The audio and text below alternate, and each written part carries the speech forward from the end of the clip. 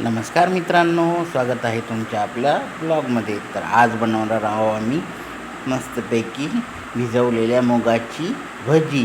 तर चला रेसिपी दाखवतो. तर बघा, इथं आता आपण भिजवलेले मूग घेतलेले आहेत. त्यामध्ये थोडंसं लसूण आणि हिरवी मिरची टाकून आपण ती वाटून घेणार आहोत. तर बघा, आता मी इथं वाटण्यासाठी मिक्सरच्या भांड्यामध्ये मूग वगैरे टाकलेले आहेत आणि आता आपण इथं मिक्सरमध्ये वाटून घेत आहोत. तर बघा, आता वाटून झालेलं आहे आपलं. ह्या वाटून झालेल्या पेस्टमध्ये आपल्याला आता टाकायचा आहे थोडासा कांदा. तोपर्यंत कांदा वगैरे चिरून घेईपर्यंत बघा, हे आहे आपलं घरातलं मनी प्लॅन्ट आणि घरामध्ये मी बाटलीमध्ये लावलेला आहे मनी प्लॅन्ट. त्याच्या बाजूला असा हा काढलेला आहे गणपती.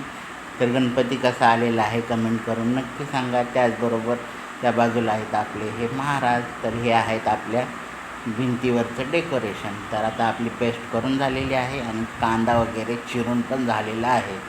तर कांदा आणि कोथिंबीर आता आपण यामध्ये या पेस्टमध्ये टाकूया. तर बघा, इथं आता कांदा टाकलेला आहे. त्यानंतर आपण त्यात कोथिंबीर थोडी मिक्स केलेली आहे. त्यानंतर त्यामध्ये चवीप्रमाणे मीठ, हळद आणि ओवा वगैरे टाकणार आहे. तर बघा, आता ते सर्व टाकून आपण घेणार आहोत. आता त्यामध्ये आपण हळद वगैरे टाकलेली दाखवतो मी तुम्हाला. तर बघा, इथं हळद आणि ओवा आपण टाकलेला आहे आणि या पेस्टला आपण थोडंसं हलवून घेणार आहोत. हलवून झाल्यानंतरनं यामध्ये मीठ पण देखील मी टाकलेलं आहे. त्यानंतर आता आपण गॅस चालू करून घेऊया आणि ठेवूया कढई. तर बघा, इथं कढई ठेवलेली आहे आणि तेल पण त्यामध्ये टाकत आहोत. तर मित्रांनो, मोदीजींचा सल्ला, मोदीजींचा एक संदेश होता की तेल कमी वापरा, ही एक देशसेवा आहे. तर बघा, आता आपण कमी तेलामध्ये मुगाची भजी करणार आहोत. तर तो व्हिडिओ शेवटपर्यंत बघा. आता भजी सोडायला तयार झालेले आहेत. आता आपण भजी सोडून तळून घेणार आहोत. तर बघा, आता हे तर भजी सोडायला तेल गरम झालेलं आहे. आता आपण भजी सोडत आहोत. अशी छानपैकी मस्त अशी छोट्या आकाराची भजी सोडून घ्या आणि ही भजी तुम्ही सोडून झाल्यानंतर त्याला छानपैकी असे घरपोच पिवळ्या रंगाचे होईपर्यंत त्याला तळून घ्यायचं आहे. तर बघा, इथं आता आपलं भजी तळणे होतं आहे. तोपर्यंत आपण